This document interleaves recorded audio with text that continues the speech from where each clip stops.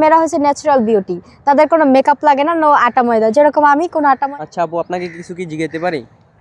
অবশ্যই জিজ্ঞেস করতে পারেন, কি জিজ্ঞেস করবেন? আপনি যে কিউট, জিগাইতে গেলে তো মানে আমি কিউট জি, কিভাবে? এই যে ফেস কাটিং। পছন্দ হয়েছে? অবশ্যই। ধন্যবাদ ভাইয়া। আচ্ছা আপনার দেশের বাড়ি কোথায়? আমার দেশের বাড়ি হচ্ছে বরিশালে। বরিশাল। হুম। আচ্ছা বরিশালের সব মেয়েরা এমনি এতটা সুন্দর না, কিন্তু আপনাকে দেখে পুরাই।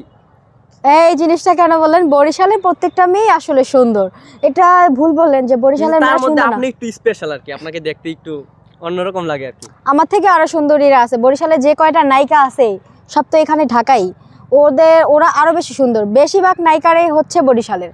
আপনি সার্চ করলে দেখতে পারবেন যে বরিশালে কত সুন্দর সুন্দর মেয়ে আছে। আর বরিশালের মেয়েরা হচ্ছে ন্যাচারাল বিউটি, তাদের কোনো মেকআপ লাগে না, নো আটা ময়দা, যেরকম আমি কোনো আটা ময়দা দিই না, কোনো কিছুই না।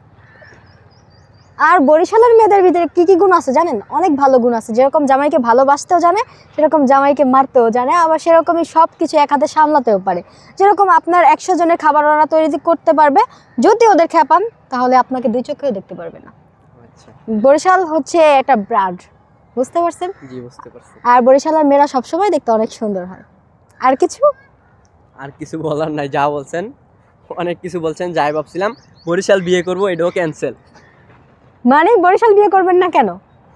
এত প্রশংসা করলাম তারপর বিয়ে করবেন না?